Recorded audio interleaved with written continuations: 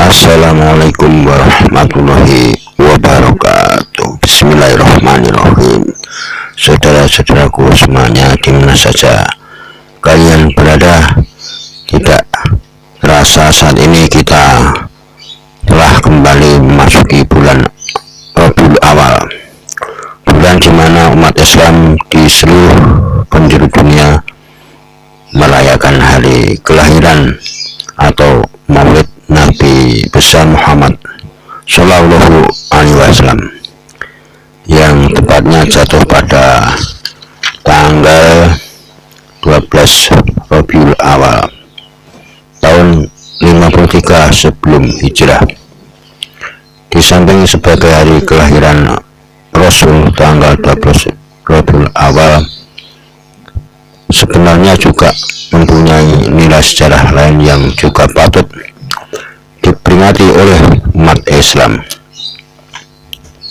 Pada tanggal tersebut Rasul melakukan hijrahnya dari Mekah ke Madinah, dan pada tanggal tersebut juga Rasul tutup usia untuk menghadap kehadirat Allah Subhanahu wa Ta'ala. Jadi sebetulnya banyak nilai sejarah Islam yang terkandung dalam 12 Rabiul Awal dan patut kita peringati. Hanya saja di antara beberapa peristiwa besar itu yang biasa dijadikan peringatan oleh umat Islam adalah hari kelahiran Rasulullah yang terkenal dengan istilah peringatan Maulid Nabi Muhammad Shallallahu Alaihi Wasallam, dan telah menjadi tradisi umat Islam sejak dulu hingga sekarang. Pada dasarnya tidak ada nas atau ayat Al-Quran maupun hadis yang nyata-nyata memerintahkan atau melarang diadakannya peringatan terhadap hari-hari besar tersebut. Oleh karena itu, maka penyelenggaraan peringatan tersebut sifatnya sangat kultural dan hukumnya boleh, sebab tidak termasuk menyalahi aturan syariat yang ditetapkan oleh Islam. Saudara kesemuanya, bertolak dari pengertian tentang penyelenggaraan peringatan di atas, maka muatan atau bentuk penyelenggaraan nyalah yang dapat mengubah dan mempengaruhi hukum asalnya. Adapun bentuk penyelenggaraan peringatan Maulid yang disukai dan biasa diselenggarakan oleh para ulama dahulu adalah sebagaimana yang disebutkan dalam kitab At-Tanbihatul Wajbat karya seorang ulama besar, Ki Haji Hasyim Asy'ari, yang berasal dari Tebu Ireng, Jombang, Jawa Timur. Dalam kitab itu disebutkan bahwa bentuk peringatan Maulid Nabi berupa perkumpulan banyak manusia yang di situ dibaca ayat-ayat Al-Quran dan hadis-hadis yang mengisahkan tentang peristiwa dan kelebihan-kelebihan Rasul semasa dalam kandungan, saat kelahiran maupun setelahnya. Demikian juga budi pekerti dan akhlak beliau yang mulia. Setelah itu dibagikan kepada mereka sekedar makanan sebagai jamuan. Ada kalanya dalam peringatan itu disertai memukul rebana, namun tetap dalam batas-batas tertentu. Adapun peringatan Maulid yang dilakukan oleh Syekh Umar bin Muhammad Al-Mulla, salah seorang saleh yang ternama di kota Irbil dan banyak diikuti oleh masyarakat sekitarnya adalah dengan bersedekah. sekali lagi dengan bersedekah, berbuat kebaikan, dan menampakkan rasa gembira atas kelahiran beliau Nabi Muhammad SAW.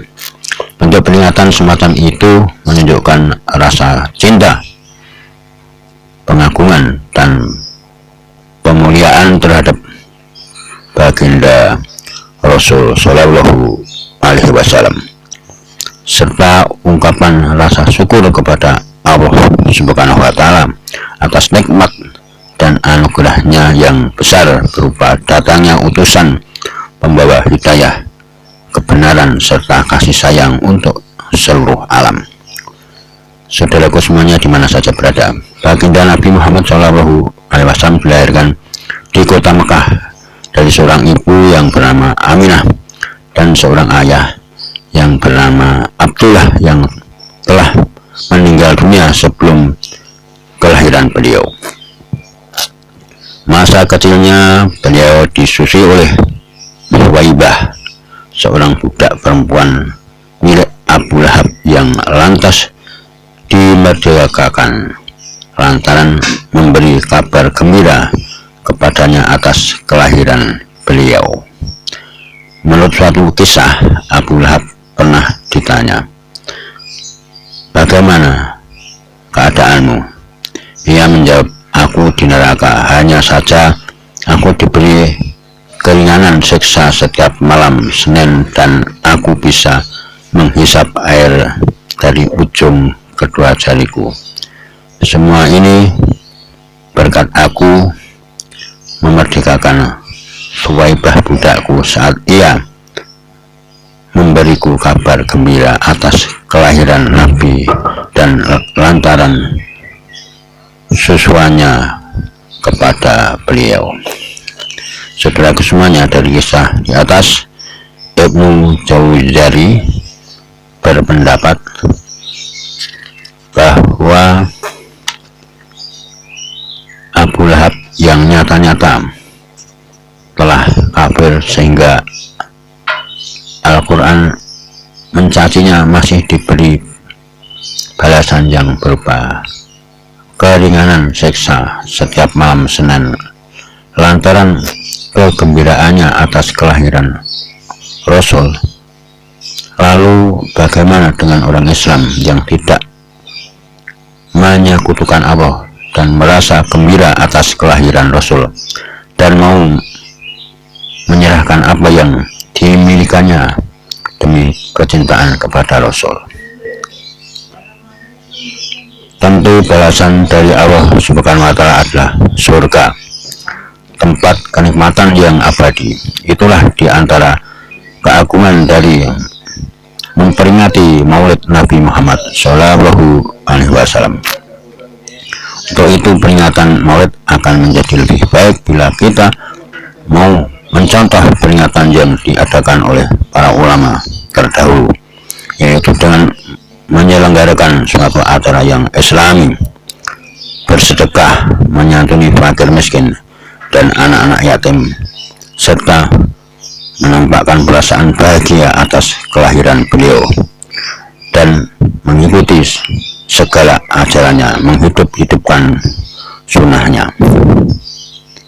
Saudaraku semuanya, adapun peringatan Maulid Nabi dalam bentuk yang lain yang berupa kemaksiatan dan kemungkaran hendaknya dijauhi dan ditinggalkan, karena peringatan dalam bentuk itu tidak lagi diperbolehkan dan haram hukumnya, seperti misalnya yaitu pentas-pentas yang tidak mendidik, yang jauh dari tuntunan dan kebaikan dari Rasul Shallallahu Alaihi Wasallam. Peringatan mestinya harus dengan sekali lagi menyantuni anak yatim, bersedekah, dan lain sebagainya yang baik, yaitu mempelajari, yaitu mendalami ajaran-ajaran Rasul, mungkin sejarah Nabi, kehidupan Nabi, terus kita contoh dalam kehidupan sehari-hari bagaimana Nabi memerintahkan, yaitu menjadi kepala negara, menjadi pemimpin kita, contoh kehidupan Nabi. Saudaraku yang berbahagia, peringatan Maulid Nabi yang disertai dengan kemaksiatan sekali dan kemungkaran merupakan sebuah kenifakan yang sangat kontradiktif dengan tujuan asalnya. Hal itu sama dengan menampakkan sesuatu yang tidak sesuai dengan isinya, tidak sesuai dengan yaitu kehidupan Rasulullah Shallallahu Alaihi Wasallam. Karena dalam diri Rasulullah sudah ada contoh yang baik, contoh kehidupan yang baik, dari mengatur diri sendiri, mengatur masyarakat, mengatur negara, dan lain sebagainya. Laqad kana lakum fi Rasulillahi uswatun hasanah. Dalam diri Rasulullah sudah ada suri tauladan yang baik. Oleh karena itu malah kita dalam memperingati ini, kita contoh kehidupan Rasulullah secara keseluruhan, berusaha semaksimal mungkin, dari tidur, dari bangun, dari makan, dari kesederhanaannya, dari mengatur negara dan lain sebagainya. Kurang lebihnya mohon maaf, mudah-mudahan ada manfaatnya untuk kita semuanya. Akhir kata, wabillahi taufiq wal hidayah. Assalamualaikum warahmatullahi wabarakatuh.